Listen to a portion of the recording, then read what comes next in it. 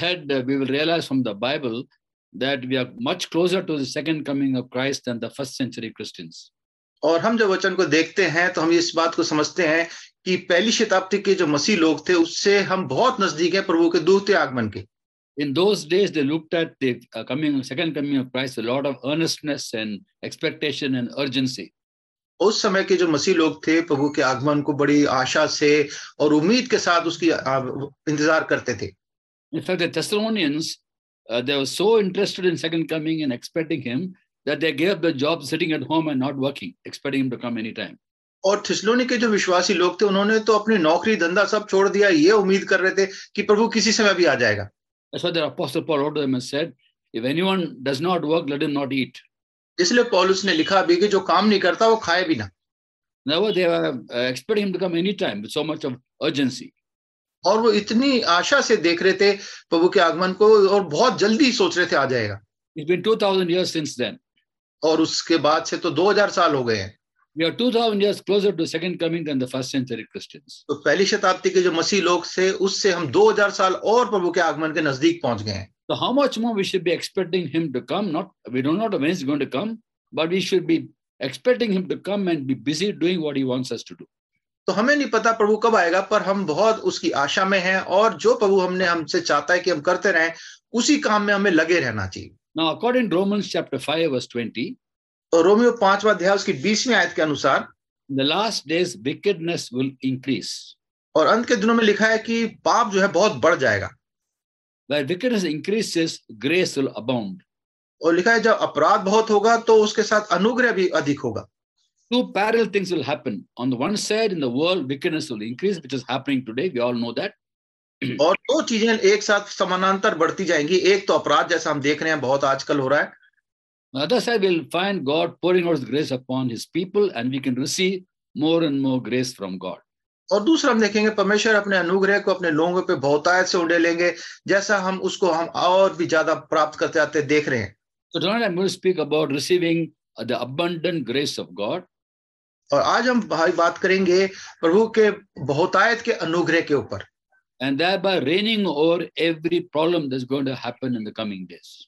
और इसको स्वीकार करके हम सारी समस्या जो आने वाले दिनों में हमारे पास आएगी उस पे हम राज कर सकेंगे. In Romans chapter 5 verse 17, Paul writes, Romeo 5वां अध्याय 17वीं आयत में पौलुस लिखता है, if by the trespass of one man death reigned through that one man, क्योंकि जब एक ही मनुष्य के अपराध के कारण मृत्यु ने उस पर एक ही के द्वारा राज्य किया, how much more will those who receive God's abundant provision of grace and the gift of righteousness reign in life through one man, Christ Jesus. तो जो लोग अनुग्रह और धर्मी रूपी वरदान बहुतायत से पाते हैं वे एक ही मनुष्य अर्थात यीशु मसीह के द्वारा अवश्य ही अनंत जीवन में राज्य करेंगे. All the problems in this world are because of one man's sin. Adam sinned, he died, we all sin, we all die. और सारी समस्याएं संसार में है एक मनुष्य के पाप के कारण से है. आदम ने पाप किया, वो मर गया और हम भी उसी कारण से मरते हैं. And sin is like a virus which has many symptoms. और पाप जो है एक वायरस की तरह है जिसके बहुत सारे लक्षण दिखाई देते हैं. When you have a virus, you have a fever, different kinds of fever, then body ache, cold, cough, and so many symptoms are there. और जब हमें कोई बुखार हो जाता है तो हमारे को बहुत सारे लक्षण दिखाई देते हैं. शरीर में दर्द होता है, खांसी होती है या और इसी तरह से और भी बहुत सारे लक्षण दिखाई देते हैं. Fever has different kinds of viruses. Different kinds of viruses cause fever. और अलग अलग तरीके का वायरस है और सबके अलग अलग तरीके के बुखार होते हैं. And what kind of fever it is depends upon the symptoms. और किस तरीके का बुखार है ये उसके लक्षण बताते हैं. How does the doctor identify what kind of fever, what kind of disease, virus we have depending on the symptoms? तो डॉक्टर हमारे को कौन सा बुखार है, किस तरीके के वायरस से हुआ है, वो उसके लक्षणों को देख के पता लगाता है. Different kinds of fever. अलग अलग तरीके के बुखार हैं. When you have typhoid, we have fever. जब हमारे पास हमें टाइफाइड हो जाता है तो हमें बुखार होता है. When you have flu, we have fever. जब हमारे को सर्दी जुकाम होता है तब भी बुखार हो जाता है. There's dengue fever. फिर डेंगू का बुखार हो जाता है. The fever caused even by COVID, coronavirus. Corona virus के द्वारा से भी हमें बुखार हो जा रहा है. So fever is a general thing, but there are different kinds of symptoms. बुखार तो एक साधारण है पर उसके अलग हर एक बुखार के अलग अलग लक्षण हैं. From the symptoms, the doctor will identify the kind of virus we have got. और हमारे लक्षणों को देख के बुखार के डॉक्टर बताएगा कि हमें कौन से वायरस से बुखार हुआ है. Similarly, sin is like a virus. उसी तरह से पाप भी एक वायरस है A virus, this kind of virus has many symptoms. और इस वायरस के बहुत सारे लक्षण दिखाई देते हैं। Death is a symptom. मृत्यु भी एक लक्षण है Unhealthy fears are symptoms. और बेकार के डर जो है, जो अच्छे भय नहीं है, वो भी इसके लक्षण है। Lack of peace, शांति नहीं होना, lack of love, प्रेम का कमी होना effects of curses, और श्रापों का प्रभाव, sickness, disease, बुखार और कमजोरी hatred, discord. और घृणा करना एक दूसरे के साथ और एक दूसरे के साथ मेल मिलाप नहीं होना, They're all symptoms of sin. ये सब पाप के लक्षण हैं All came because of one man. और ये सब एक ही मनुष्य के कारण से आए। And the most common symptom which everybody has is death. We all die because we sin. और इन सब का एक लक्षण सब में है कि हम पाप के कारण से मर जाते हैं। And the Bible says in Romans 6:23, the wages of sin is death, but the gift of God is eternal life through Christ Jesus. और बाइबल रोमियो 6:23 में बाइबल में लिखा है, क्योंकि पाप की मजदूरी तो मृत्यु है, परंतु परमेश्वर का वरदान हमारे प्रभु यीशु मसीह में अनंत जीवन है। Christ came that we have everlasting life and also abundant life in this world. प्रभु यीशु मसीह संसार में आए कि हमें अनंत काल का जीवन दे और उसके साथ बहुतायत का जीवन भी दे। And this abundant life is manifested as we receive the gift of righteousness and the abundant provision of grace of God available for every believer. और ये हमारे को बहुतायत का जीवन तब मिलता है जब हम परमेश्वर के अनुग्रह को स्वीकार करते हैं और बहुतायत का जीवन जो परमेश्वर ने हर एक मसीह के लिए रखा है उसको हम स्वीकार करते हैं। The Christians are called to be overcomers. मसीहों को बुलाया गया है कि वो विजय ही जीवन बिताएं, Reigning over every problem in life. अपने जीवन में हर समस्या के ऊपर राज करते हुए। How do we reign? By receiving two things. हम कैसे राज करते हैं? हम राज कर सकते हैं दो चीजों को स्वीकार करके, प्राप्त करके। By receiving, number one, the gift of righteousness. पहले धार्मिकता को का जो दान है उसको स्वीकार करें। Who is Jesus Christ our Lord? जो प्रभु यीशु मसीह हमारा प्रभु वो है, He is our righteousness. वो ही हमारी धार्मिकता है। 1 Corinthians 1:30 says, पहला कुरिन्थियों पहला अध्याय उसकी 30वीं आयत में लिखा है, Christ has become for us wisdom from God. कि प्रभु यीशु मसीह जो है परमेश्वर की ओर से हमारे लिए ज्ञान ठहरा है। That is our righteousness, holiness, and redemption. अर्थात धार्मिकता, पवित्रता और छुटकारा। That of course all of us have received Christ into us. That's why we are believers.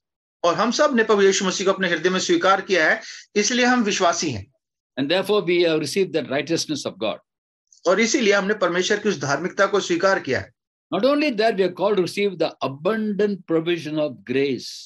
और उसके साथ साथ परमेश्वर ने जो हमारे लिए बहुतायत का अनुग्रह रखा है वो भी हमारे लिए, हमारे को In the last days, more and more grace. और अंत के दिनों में और अनुग्रह, बहुतायत का अनुग्रह हमें मिला है। And we must know how to receive that grace. और हमें इस मालूम होना चाहिए कि इस अनुग्रह को हम कैसे स्वीकार करें, Because there are some hindrances in receiving that grace. क्योंकि कुछ रुकावटें हैं इस अनुग्रह को हम स्वीकार करें उसके बीच में। Once we understand these hindrances and remove them, we're able to receive more and more grace from God. जब हम इन रुकावटों को पहचान लेते हैं, उनको हटा लेते हैं, तो हम परमेश्वर के और जो बहुतायत का अनुग्रह है उसको हम स्वीकार कर सकते हैं। The Apostle Paul wrote about how whatever he was about the grace of God. पौलुस लिखता है कि जो कुछ भी हुआ है प्रभु के अनुग्रह से है। In 1 Corinthians 15:10 he writes, पहला कुरिन्थियों 15वां अध्याय की 10वीं आयत में वो लिखते हैं, By the grace of God I am what I am. और प्रभु के अनुग्रह से ही जो कुछ मैं हूं वो उसके अनुग्रह से ही है। Who he was by the grace of God. Whom he became was by the grace of God. जो कुछ था है वो परमेश्वर के, और जो कुछ वो बना वो भी परमेश्वर के अनुग्रह से है। His ministry was by the grace of God. उसकी सेवकाई जो थी वो भी परमेश्वर के अनुग्रह से ही थी। In Ephesians 3:8 he writes, इफिसियों 3रा अध्याय उसकी 8वीं आयत में वो लिखता है, Although I am less than the least of all God's people, और चाहे मैं जो सब पवित्र लोगों में छोटों से मैं भी छोटा हूं, this grace was given to me to preach to Gentiles the unsearchable riches of Christ. यह अनुग्रह हुआ कि मैं अन्य जातियों को मसीह के अगम्य धर्म का धन का सुसमाचार सुनाऊं। Timothy wrote in 1 Timothy 1:14, और तिमोथी को लिखते हुए पहला तिमोथी पहला अध्याय की 14वीं आयत में वो लिखते हैं, The grace of our Lord Jesus Christ was poured out upon me abundantly. हमारे प्रभु यीशु मसीह का अनुग्रह उस विश्वास और प्रेम के साथ जो मसीह में है बहुतायत से हुआ, Along with the faith and love in Christ. और उसके साथ साथ विश्वास और प्रेम जो प्रभु यीशु मसीह में है। He's writing about how the Lord poured out grace, love, and faith upon him. तो कह रहा है कि कैसे प्रभु का अनुग्रह, विश्वास और प्रेम उसके ऊपर उंडेल दिया गया है। And he also wrote to the Corinthians and says in 1 Corinthians 11:1, और कुरिन्थियों को लिखते समय भी पहला कुरिन्थियों 11वां अध्याय उसकी पहली आयत में लिखते हैं, follow me as I follow the Lord. तुम मेरी सी चाल चलो जैसा मैं मसीह की सी चाल चलता हूं। Just like he became what he became because of the grace of God, we can become what God wants us to be through the grace of God. और जो वो था पौलुस परमेश्वर के अनुग्रह से, उसी तरह से हम भी परमेश्वर के अनुग्रह से जो परमेश्वर हमें चाहता बनाने के लिए हम बन सकते हैं। Paul understood that God shows no favoritism. तो पौलुस इस बात को समझ गया कि परमेश्वर कोई पक्षपात नहीं करता। Ephesians 6:9 he says, with God there's no favoritism. और इफिसियों 6:9 में लिखा है कि परमेश्वर कोई पक्षपात नहीं करता। Romans 2:11, he wrote Romans, God shows no favoritism. और रोमियो 2:11 में भी वो लिखता है कि परमेश्वर कुछ पक्षपात नहीं करता। In Colossians chapter 3:25, he writes, God shows no favoritism. और कुलुस्सियों 3:25 में भी लिखता है कि परमेश्वर कुछ पक्षपात नहीं करता। What Paul is trying to say to the Corinthians is, when I became who I am because of grace of God, you can also be like me. तो पौलुस कहना चाह रहा है कि जो मैं हूं वो परमेश्वर के अनुग्रह से बना, उसी तरह से तुम भी परमेश्वर के अनुग्रह से बन सको, जो बनना चाहते हो बन सकते हो। This grace was only for Paul. Why would he say, follow me as I follow the Lord? अगर ये पौलुस के लिए ही होता ये अनुग्रह, तो पौलुस ये थोड़ी क्यों कहता कि जैसे मैं प्रभु के पीछे चलता हूं तुम भी मेरे पीछे चलो। He fulfilled God's purpose for his life, and we can fulfill God's purpose for our life. वो परमेश्वर ने उसके जीवन में जो योजना थी उसको वो पूरा कर सका, और हमारे जीवन में भी परमेश्वर की जो योजना है उसको हम पूरा कर सकते हैं। For which God gives us the grace to do it. और उसके लिए परमेश्वर अपना अनुग्रह में देता है कि उसको हम कर सके। But we must learn to remove the hindrances that come in the way of grace of God. पर हमें सीखना चाहिए कि कैसे उन बाधाओं को जो इस अनुग्रह के बीच में आती है उसको हम हटा सके। So this 2023 and the coming years, we're going to learn with the wisdom of God how to identify things that come in the way of grace and remove them, that we freely receive the abundant grace of God. तो ये 2023 से और आगे आने वाले सालों में हमें ये समझना है कि कैसे कौन-कौन सी बाधाएं हैं जो हमारे जीवन में आ रही है, उस अनुग्रह को रोकती है, उसको हमें हटाना, उस अनुग्रह को, बहुतायत का अनुग्रह अपने जीवन में स्वीकार करना।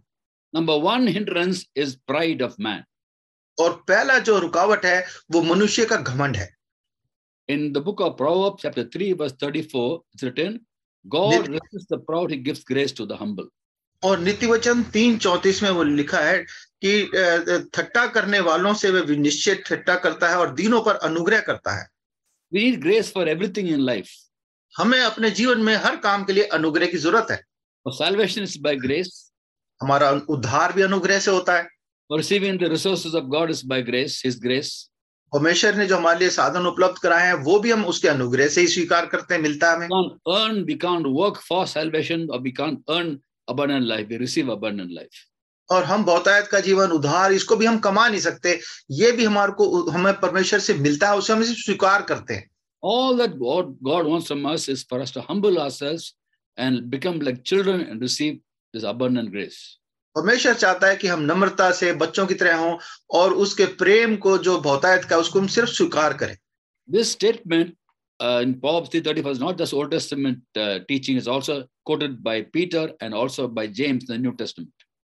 और ये जो नीतिवचन 3:34 में जो बात है, ये एक ही जगह नहीं, पौलुस भी इसका प्रचार करता है और पतरस भी इस बारे में बताता है। Not Paul, James and Peter.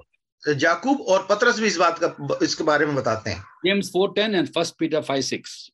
याकूब 4:10 और पहला पतरस 5:6. They both quoting the same verse, Proverbs 3:34. God resists the proud, he gives grace to the humble.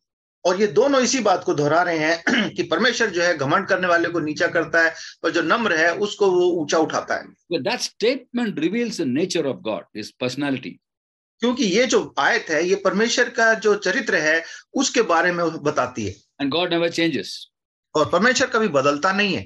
So only by the grace of God we are saved, we are God's children. और परमेश्वर के अनुग्रह से हमारा उद्धार होता है, हम उसकी संतान बनते हैं। But then after that, to receive more and more grace from God, we still have to humble ourselves. पर उसके बाद परमेश्वर के अनुग्रह को और बहुतायत से पाने के लिए हमें उसके और अनुग्रह की जरूरत है। Because after we become believers, there's one more kind of pride that can come into our lives, and that is spiritual pride. क्योंकि उद्धार पाने के बाद हमारे जीवन में एक और घमंड आ सकता है, वो है कि आत्मिक होने का घमंड। And therefore, it's very important that we constantly humble ourselves and thereby have there's no hindrance in us receiving the grace of God. और इसलिए बहुत जरूरी है कि हमारे जीवन में कोई बाधा ना हो कि परमेश्वर के उस अनुग्रह को हम स्वीकार करने में कोई रुकावट आए. But we thank God for the Holy Spirit, who is a counselor. हम परमेश्वर की आत्मा को धन्यवाद दें जो हमारा सलाहकार है. And he will counsel in our hearts and let us understand at the point of time that we tend to become proud. और वो हमारे को बताएगा कि किस समय कौन सी बात है जिसमें हम घमंड कर सकते हैं. Let me give quickly a few resources or ways by which we can learn to humble ourselves. और हमको जल्दी से देखेंगे कुछ बातों को जिससे हम उस घमंड को आने से हम रोक सकते हैं. One is to remember the cross of Christ, that because of the cross only we are who we are. सबसे पहले तो हम उस क्रूस को स्मरण करें क्योंकि जो कुछ भी हम हैं वो उस क्रूस के द्वारा से ही है. We are Gentile believers and therefore we did not have access to the God the Father before the cross. और हम तो अन्य जाति लोग थे और क्रूस से पहले हमारे पास कोई ऐसी साधन नहीं था कि हम पिता के पास पहुंच सके. Only by the blood of Christ He's opened a way for us to become God's children. प्रभु यीशु मसीह के बलिदान के द्वारा से ही हम जो अन्य जाति लोग हैं हमारे लिए मार्ग खुला कि हम उसकी संतान बन सकें. But remembering the work of Christ on the cross will keep us humble. प्रभु के जो क्रूस पे काम उसने हमारे लिए क्रूस पे किया उसको स्मरण करके हम नम्र रह सकते हैं. Number 2, we remember who we were when we first came to Christ. और दूसरा हम इस बात को स्मरण करें कि प्रभु के पास आने से पहले हम क्या थे. And how He changed us completely, all because of His grace. और कैसे परमेश्वर ने अपने अनुग्रह के द्वारा से हमको बिल्कुल बदल दिया. We shouldn't forget our beginnings. हमें अपनी शुरुआतों को कभी भूलना नहीं चाहिए. And these hindrances were removed in the life of the Apostle Paul so much so he could receive more and more grace from God. और ये चीजें जो थी उसके कारण से ये पौलुस जो है अपने जीवन में बहुत सारी बाधाओं को हटा सका इसलिए वो और अनुग्रह पा सका. His boast was the cross. He didn't boast about himself. He boasted of the cross. उसका जो घमंड था वो क्रूस पे था. वो किसी और चीज पे घमंड नहीं करता था. In Galatians 6:14 it writes, "May I never boast except in the cross of my Lord Jesus Christ, through which the world is crucified to me, I have been crucified to the world." और गलतियों 6:14 में वो पौलुस लिखता है पर ऐसा ना हो कि मैं कि और किसी बात पर घमंड करूं के हमारे प्रभु यीशु मसीह के क्रूस का जिसके द्वारा संसार मेरी दृष्टि में और मैं संसार की दृष्टि में क्रूस पर चढ़ाया गया हूं. He never forgot his beginnings. वो अपनी शुरुआत को कभी नहीं भूला. Also he realized what he was in the present is also by the grace of God. और ये जो अभी वर्तमान में जो है वो भी वो कहता है कि मैं प्रभु के अनुग्रह से ही. 1 Corinthians 15:10. पहला Who I am is by the grace of God. पहला कुरिन्थियों 15:10 में वो कहता है जो कुछ भी मैं हूं वो प्रभु के अनुग्रह से हूं. And then we read the fourth thing is what the fact that the wisdom of God will keep us humble. और तीसरी बात जो है वो ये है कि परमेश्वर का जो ज्ञान है वो हमारे को नम्र रखता है. In James 3:13 it talks about how humility comes from wisdom. और याकूब 6:13 में वो कहता है कैसे हम जो है नम्र होके हम ज्ञानवान हो सकते हैं परमेश्वर के. No, by the wisdom of God we become humble. First comes wisdom, then comes humility. परमेश्वर के ज्ञान से हम जो है नम्र हो सकते हैं. So the wisdom will teach us to be humble. जो परमेश्वर का जो ज्ञान है वो हमें सिखाता है कि हम कैसे नम्र बने. Also the love of God when it comes into our hearts will take away every pride. और चौथी बात है कि जब परमेश्वर का प्रेम हमारे हृदय में आता है तो हर घमंड को हमारे जीवन से दूर कर देता है. Now first was the cross. पहला क्रूस है. Second was remembering the beginnings. और दूसरा है अपनी शुरुआत को याद रखना. Third is to remember who we are today is only by the grace of God. अच्छा, तीसरा वो है कि हम जो अभी वर्तमान में है वो भी परमेश्वर के अनुग्रह से. ये तीसरा पॉइंट है. Number 4 is wisdom will teach us humility. और चौथा है परमेश्वर का ज्ञान जो है वो हमारे को नम्रता सिखाता है. And number 5, God's love in us will teach us not to be proud, not to be boastful. और पांचवी बात है कि परमेश्वर का प्रेम जो हमारे अंदर है वो हमारे को सिखाता है कि हम अब परमेश्वर के प्रेम में को याद करें और घमंड ना करें. In 1 Corinthians 13 chapter from verse 4 we read. पहला कुरिन्थियों 13वां अध्याय उसकी चौथी आयत से आगे हम पढ़ते हैं. Love is patient. प्रेम धीरजवंत है. Love is kind. कृपालु है. It does not envy. प्रेम में ढां नहीं करता. It does not boast. प्रेम अपनी बड़ाई नहीं करता. It is not proud. और वो फूलता नहीं है. When you have love of God in your heart, you can't be proud, you won't boast. और जब परमेश्वर का प्रेम हमारे हृदय में होगा तो हम घमंड नहीं करेंगे. You look at all these things that help us to keep ourselves humble, to watch our life very closely. तो जब हम हमारे जीवन में अगर हम ये पांचों बातों अपने जीवन में हम ध्यान रखेंगे तो हम घमंड नहीं करेंगे और अपने आप को हम नम्र बने रहेंगे। If after all that we still do not humble ourselves, then God, what He does is He will use someone to come and humble us. और अगर इन सब बातों के बावजूद भी हम नम्र नहीं होते तो परमेश्वर किसी व्यक्ति का प्रयोग करेगा जो आके हमें नम्र कर देगा। For example, the Apostle Paul had got great revelation from God. उदाहरण के लिए पौलुस को परमेश्वर से बड़े दर्शन मिले थे। 2 Corinthians 12 chapter verse 7 talks about that. दूसरा कुरिन्थियों 7वां अध्याय उसकी 12वीं आयत में ऐसा लिखा है। 12 chapter verse 7. 12वां अध्याय उसकी 7वीं आयत। It writes, to keep me from becoming conceited, because suppose I get revelation that was given me a thorn in the flesh. और ताकि मैं नम्र बना रहूं, परमेश्वर ने मेरे शरीर में कांटा दिया है ताकि मैं नम्र बना रहूं। Paul had got great revelations from God. पौलुस को परमेश्वर की ओर से बड़े दर्शन मिले थे। And God must have seen the tendency in the heart of Paul to become proud. और परमेश्वर ने पौलुस के जीवन में शायद देखा होगा कि इसके अंदर ये हो सकता है कि ये आगे चल के घमंड कर सके। Before he became proud, as a preventive measure, he allowed a thorn in the flesh, a messenger Satan, to torment Paul. और इससे पहले कि वो घमंड करे, परमेश्वर ने उसके जीवन में एक कांटा डाल दिया और एक ऐसा उसको परेशान करने के लिए एक ऐसा कांटा शैतान का दूत उसके पास भेज दिया ताकि उसको घूसे मारे। The thorn in the flesh was a messenger of Satan. और उसके शरीर में जो कांटा चुभा था वो दूत था शैतान का। It must have been a person who brought a message from Satan to Paul to discourage him, to insult him. ये जो कांटा था ये शैतान का कोई दूत होगा जो उसको परेशान करता था, उसको बुरा, उसकी बेइज्जती करता था, कुछ ऐसा बुरा बोलता था। A messenger brings a message. और जो दूत होता है वो संदेश लाता है। Messenger Satan means someone brings a message from Satan. और यहाँ पे जो दूत है वो शैतान का है, शैतान की ओर से संदेश लाता है। What kind of message will Satan give to a man like Paul? It only be discouraging, insulting message. और शैतान का दूत पौलुस जैसे व्यक्ति को क्या संदेश लाके देगा? सिर्फ निराशा करने के लिए, उसको बदनाम करने की ही बात करेगा। And when this messenger came to Paul, he prays to God, Lord, take it away, Lord, take it away. 3 times he asked the Lord. और जब ये संदेश दूत उसके पास आता है तो पौलुस 3 बार परमेश्वर से प्रार्थना करता है, प्रभु इस कांटे को मेरे शरीर से निकाल दे, इस कांटे को मेरे शरीर से निकाल दे। And the Lord tells him, my grace is sufficient for you, my power is made perfect in weakness. और परमेश्वर ने उससे कहा, मेरा अनुग्रह तेरे लिए बहुत है, मेरी सामर्थ निर्बलता में सिद्ध होती है। The Apostle Paul was the one keep on talking about grace. I am what I am by the grace of God. His grace was poured upon me. All that he's talking only about grace, grace, grace. पौलुस हर समय अनुग्रह की बात करता है कि कहता है जो कुछ भी मैं परमेश्वर के अनुग्रह से हूँ, सारी बात वो अपने अनुग्रह ही बोलता है। The Lord reminds him, my grace is sufficient for you. और परमेश्वर उसको याद दिलाते हैं कि मेरा अनुग्रह तेरे लिए काफी है। In other words, Paul, you always keep talking about grace. Don't you realize my grace is sufficient for you? और जब पौलुस जो अनुग्रह की बात करता है, परमेश्वर को स्मरण दिलाते हैं कि तेरे को लगता नहीं मेरा अनुग्रह तेरे लिए काफी है? And then Paul understood that this thorn that was given to him because God saw in him the tendency to become proud.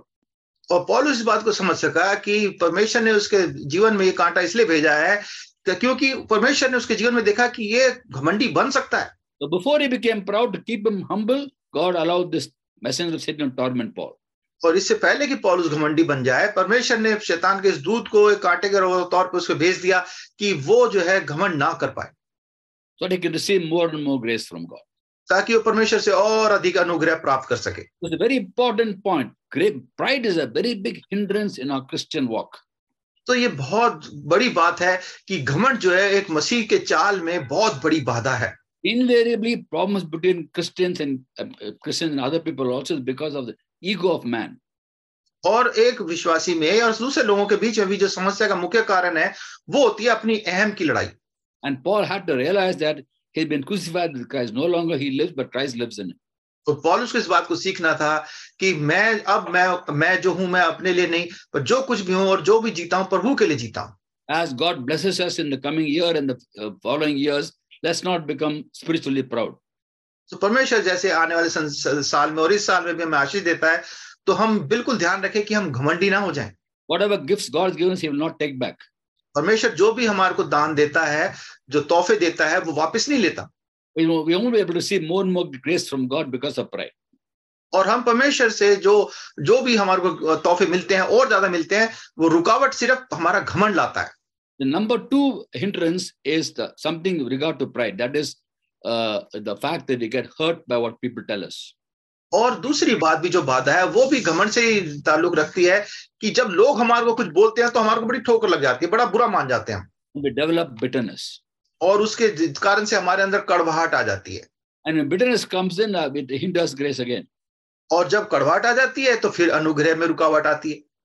If you look at Hebrews chapter 12, verse 15, it says, इब्रानियों 12वां अध्याय उसकी 15वीं आयत में हम पढ़ते हैं, the writer writes, और लिखने वाला लिखता है, "See that no one misses the grace of God, and that no bitter root grows up to cause trouble and defile many."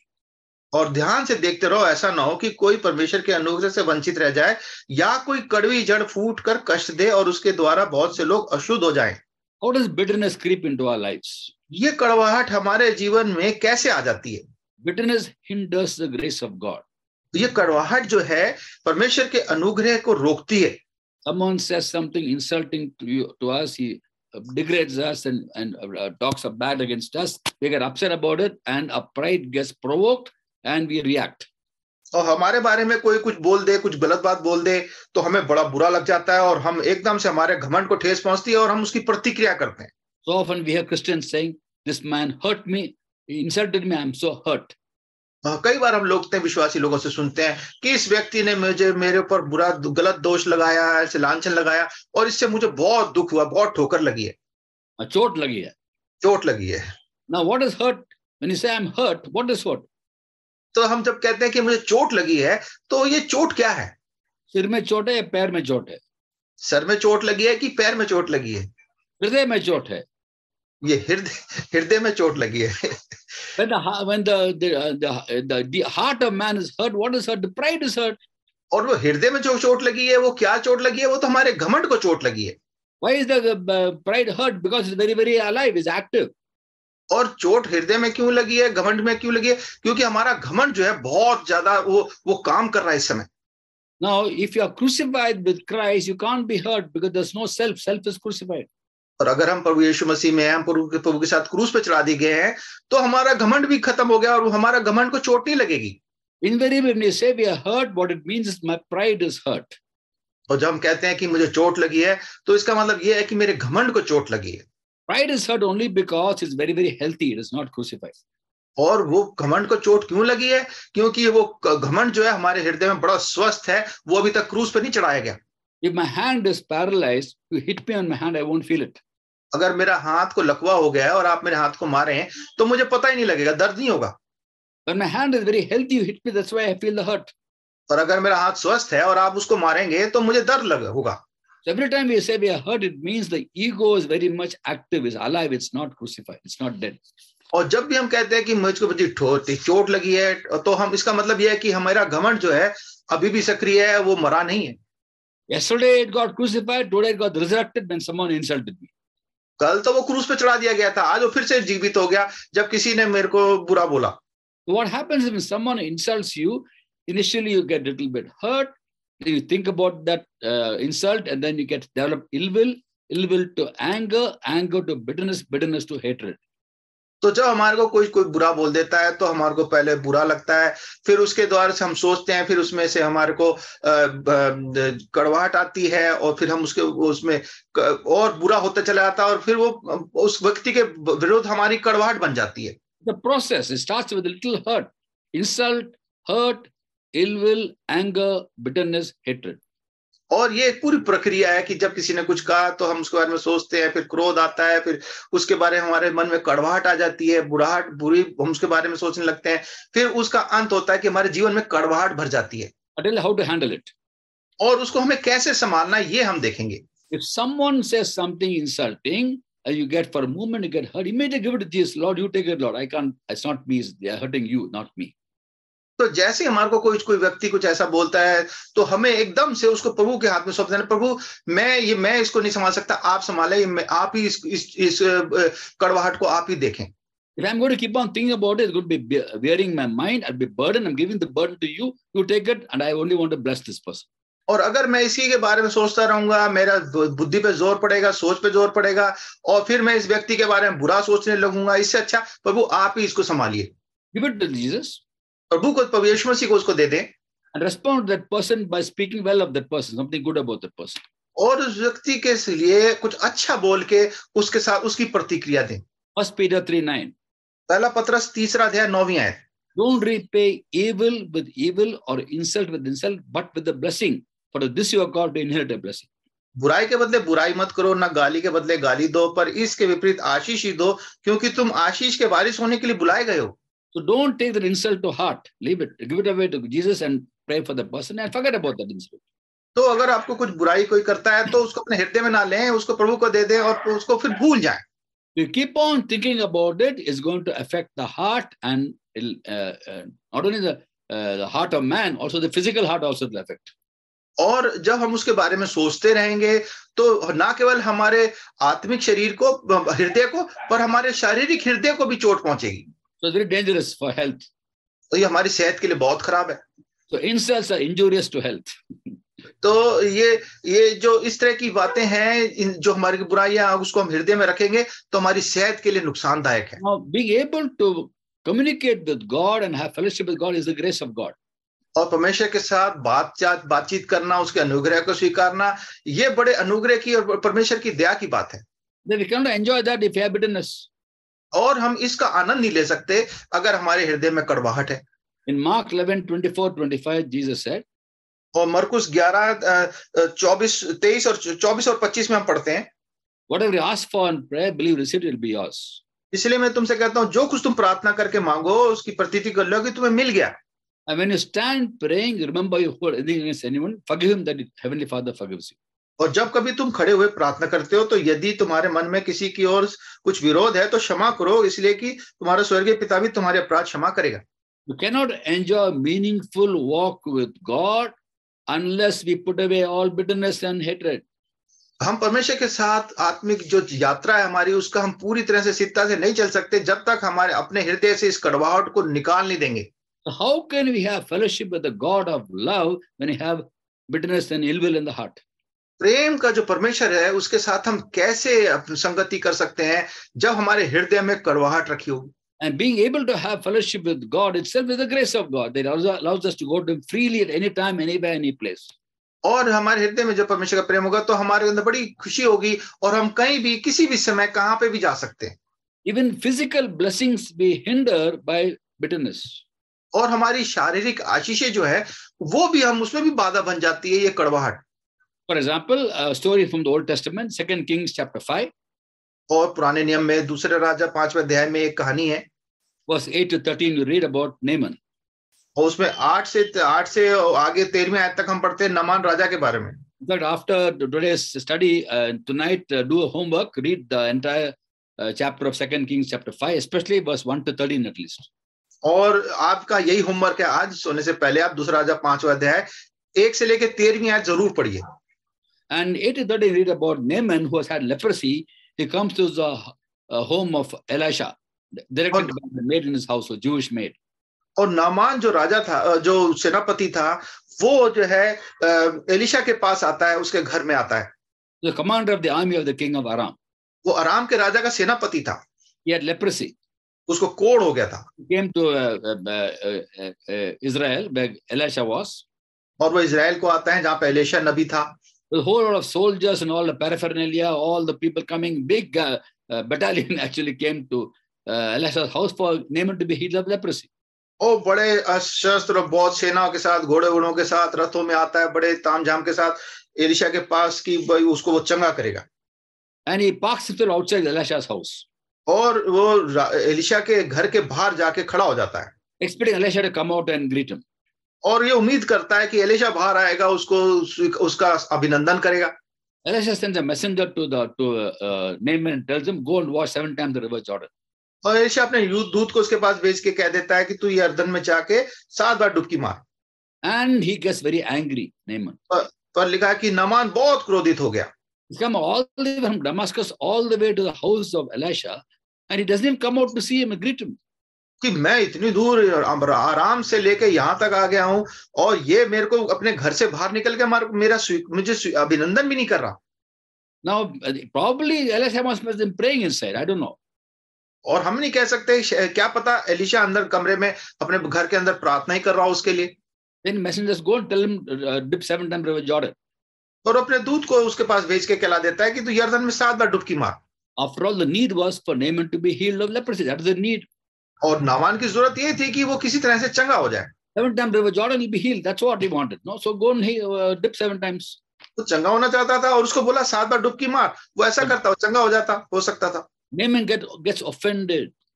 पर लिखा है नामान बड़ा क्रोधित हो गया। He went away in a rage. और बड़े क्रोध में वहां से चला गया। I thought he will come out, stand before me, call upon the name of the Lord, wave his hand over my leprosy and heal me. और वो कहता है मैंने सोचा था कि अवश्य मेरे पास बाहर आएगा, खड़े होकर अपने परमेश्वर यहोवा से प्रार्थना करके कोढ़ के स्थान पर अपना हाथ फेर कर कोढ़ को दूर करेगा। He had a mental picture about how he would be healed.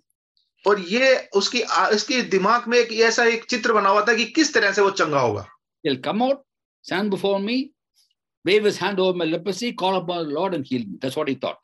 वो सोच रहा था कि नामान जो है बाहर आएगा, परमेश्वर मेरे सामने खड़ा होगा और परमेश्वर से प्रार्थना करेगा, मेरे कोढ़ के ऊपर हाथ फेरेगा और फिर मैं चंगा हो जाऊंगा। But Elisha doesn't even come out. और एलीशा तो बाहर भी नहीं आया। God was angry and went away in a rage, full of bitterness against Elisha. और बड़े उसके बहुत गुस्सा हो गया और क्रोध में भर के एलीशा के पास से चला गया। Are not Abarna and Farfa better rivers than river Jordan? Why should I go to river Jordan? और वो कहता है अबाना और फरफर नदियां जो है दमिश्क की, वो तो इससे भी अच्छी है, मैं वहीं जाके क्यों नहीं नहा लूं? He almost went away. और लगभग चला ही गया था। But his servants told him, और उसके जो सेवक थे उन्होंने उससे आके कहा, My Lord, if that man had told you to something, the prophet told you something very great, wouldn't you have done it? कि पिता अगर यदि भविष्यद्वक्ता तुझे कुछ भारी काम करने की आज्ञा देता है तो तू क्या उसे नहीं करता? All he's saying is wash and be cleansed. That's all he's saying. So why don't you do it? वो तेरे से कह रहा है कि तू स्नान कर ले यरदन में, तू चंगा हो जाएगा, तू कर क्यों नहीं लेता? And finally, wisdom dawns upon Naaman through his servants. और अंत में नामान के ऊपर की बुद्धि में कुछ बात आती है, उसके सेवक जो बात बताते हैं उसकी समझ में आती है। And ultimately goes to the river Jordan, dips 7 times, and he's healed, miraculously healed. और वो यरदन में जाके डुबकी लगाता है 7 बार और आश्चर्य कर्म के तौर पे वो बिल्कुल चंगा हो जाता है। What would have happened if he had gone away to Damascus? क्या होता अगर वो वापस दमिश्क को चला जाता? All because Elisha did not come out of the house. He got offended, hurt, upset, angry, went away, and would have missed out on healing. और वो सिर्फ नामान बाहर नहीं आया, इस कारण से वो क्रोधित हो गया और चिढ़ गया और बुरा मान गया, और अगर वापस चला जाता तो वो अपनी चंगाई को भी खो देता। So how many times we, because of our reaction to what people say about that, we miss out on so many blessings of God. और लोग हमारे बारे में क्या कह रहे हैं उस पे हम ध्यान दे के कितनी आशीष परमेश्वर की जो है उसको खो देते हैं। So please never allow bitterness to creep into your life. It's because of pride that they get bitter with people. तो ये घमंड को अपने जीवन में बिल्कुल ना आने दें, क्योंकि इस घमंड के कारण से हम लोगों से कड़वाहट आते हैं और परमेश्वर की आशीषों को खो देते हैं। Bitterness hinders grace. और ये कड़वाहट जो है परमेश्वर के अनुग्रह में बाधा का काम करता है। Invariably, bitterness develops over the fact that they get offended, they get hurt, our pride gets very activated. और जब हम बुरा मान जाते हैं तो हमारे घमंड जो है वो उसको ठेस चोट लगती है और हम जो है बहुत दुखी हो जाते हैं। Today I've shared 2 hindrances, and next week I'll share more. And please take it to heart seriously, because in the next years and years ahead, so much of grace is going to be poured upon us. But let's not hinder that grace by allowing this hindrances to come in our way. तो हमने आज 2 बाधाओं को देखा और उसको हम किस तरह से हटा सकते हैं वो देखा, और ये हम उसको बड़े ध्यान से ध्यान रखें, क्योंकि ये सारी बातें जो है हमारे को अपने हृदय में नहीं आने देनी, क्योंकि ये सब बातें जो है परमेश्वर के अनुग्रह को, आशीष को हमारे जीवन में आने से रोकती हैं। Next week I'll share more hindrances. और अगले हफ्ते और जो बाधाएं हैं उस पे भी हम मनन करेंगे। And parallel, you're going to see how in the life of the Apostle Paul, he put away the hindrances. और हम पौलुस के जीवन में देखेंगे कि कैसे पौलुस ने इन सारी बाधाओं को कैसे उसने हटाया। So praise God for the amazing grace, and we receive the grace and reign in life over every problem in the world. और परमेश्वर का धन्यवाद देते हैं उसके अनुग्रह के लिए जो हमारे लिए उसने दिया है, और जीवन में हर समस्याएं, हर जो रुकावटें आती हैं उस पे हम राज कर सकें। God bless each one of us. परमेश्वर हम सबको बहुत आशीष दे।